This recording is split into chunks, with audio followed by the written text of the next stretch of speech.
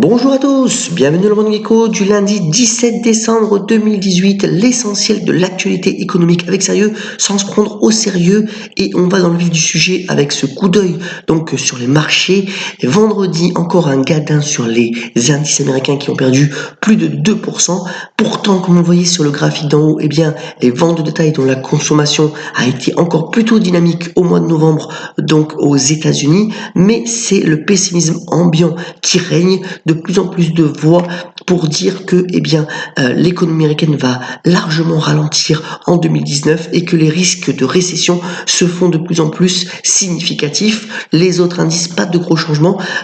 Voyez notamment aussi que ce matin, les indices futurs, c'est-à-dire les comportements des indices boursiers en avant-bourse sont un peu en hausse. Donc on verra si ça s'arrange un peu aujourd'hui dans ce contexte où la parole, cette semaine va beaucoup compter puisque on aura tout d'abord Jérôme Powell qui fera une intervention. Jérôme Powell, c'est le patron de la Banque centrale américaine et vous savez aujourd'hui que dans nos économies les banquiers centraux sont très importants.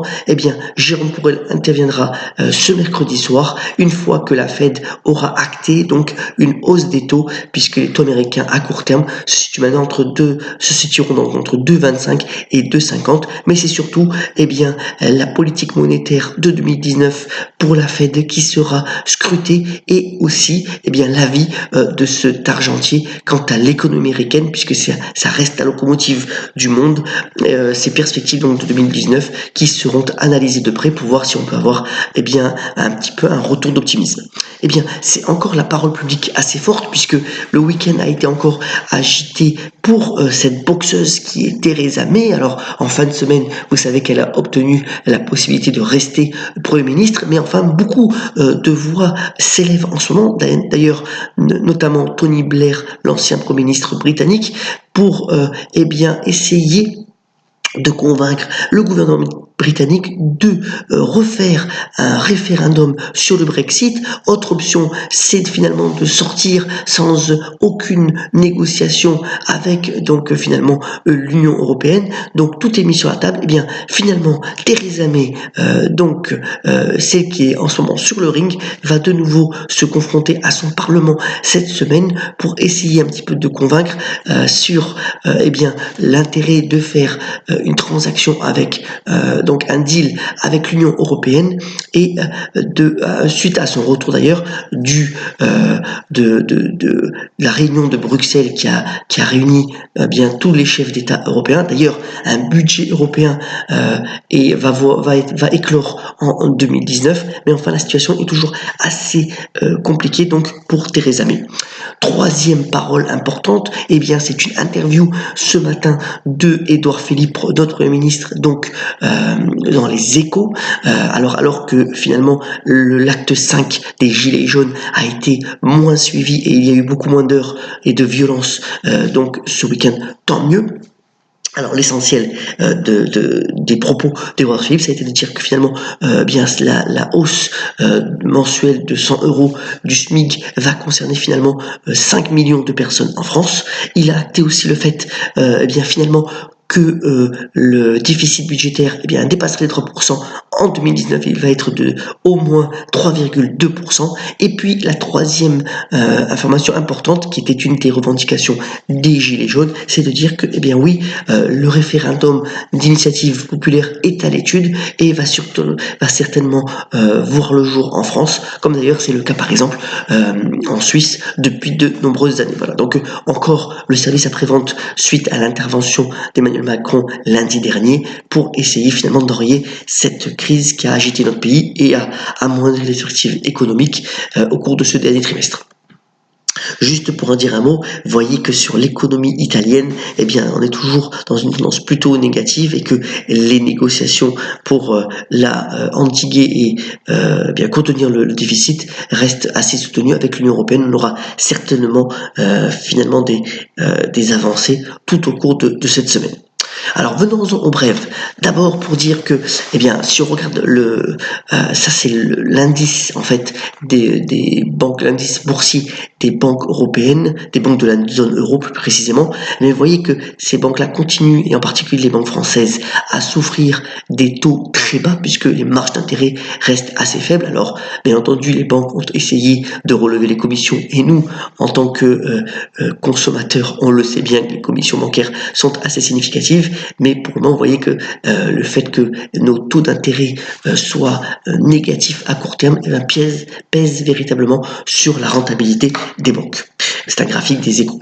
Deuxième élément assez important, vous voyez que cette courbe va plutôt vers le haut. C'était un des exemples de la hausse des actions américaines qu'on a connues depuis 10 ans.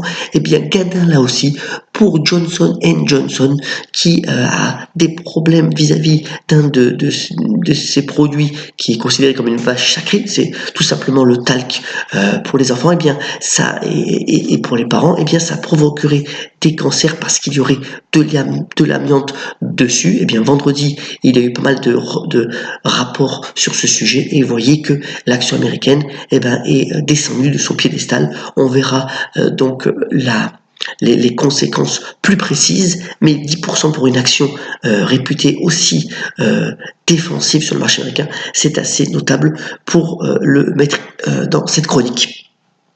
Autre nouvelle très importante aussi, c'est Thierry Bolloré, donc qui a succédé au moins de manière temporaire à Carlos Ghosn pour le Renault.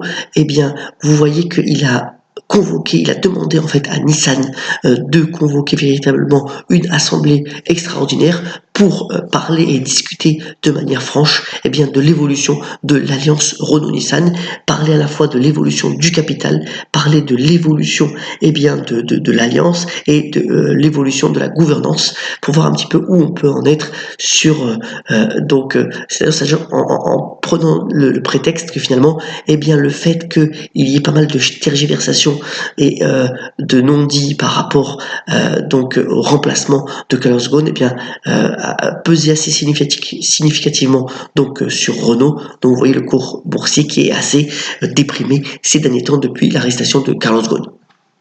Autre nouvelle aussi montrant que finalement les Japonais sont véritablement à l'offensive, comme pour Renault-Nissan, Hitachi mettrait la main donc sur la partie énergie, énergie de ABB. ABB c'est un groupe suisse, c'est une transaction assez importante puisqu'on parle de plus de 11 milliards de dollars et ce serait véritablement une transaction gagnante-gagnante puisque ABB aurait beaucoup de cash pour se concentrer sur ses autres activités et Hitachi se renforcerait encore dans tout son pôle énergie pour se diversifier un peu par rapport au nucléaire. Voilà, donc une transaction assez importante. On notait aussi que les Japonais sont toujours à l'offensive puisque le laboratoire Taisho pourrait racheter en fait toute la partie Bristol Myers en France et c'est essentiellement, on est consommateur certainement, surtout à cette époque de l'année, de tout ce qui est la gamme UPSA. Donc la gamme UPSA serait en vente et rachetée par des Japonais. Alors, encore un Robin des Bois, cette fois-ci c'est à Hong Kong. Alors c'est le fameux Win Chin Kit, c'est une personne qui travaille dans les crypto-monnaies et qui a décidé de faire voler des billets. Alors c'est pas énorme en termes de montant puisque finalement c'est 770 dollars à l'équivalent de dollars américains. Évidemment les piétons se sont précipités pour ramasser ces billets. Ce fameux jeune homme de 24 ans a été bien entendu arrêté à bord de sa Lamborghini d'ailleurs, mais voilà, toujours à cette époque de l'année, on a des Robins des Bois qui essayent de lancer des billets d'un immeuble et bien entendu ça a été la foule pour pouvoir les ramasser. Dernière nouvelle bien entendu pour ce morning coup pour ce matin, un gros diamant a été découvert au Canada, tout de même 552 carats. Alors la pierre à gauche donc verte sera bien entendu taillée et polie. On est encore loin bien entendu du record du monde puisque c'est ce fameux Culligan qui fait 3106 carats et qui avait été découvert en Afrique du Sud. Enfin c'est quand même une grosse prise. Voilà donc pour l'essentiel de l'actualité à cette heure-ci. On termine bien entendu ce morning call en souhaitant bon anniversaire au pape François qui a notamment dit le climat est un bien de tous et pour tous. Excellente journée et excellente semaine. À très bientôt sur le morning call.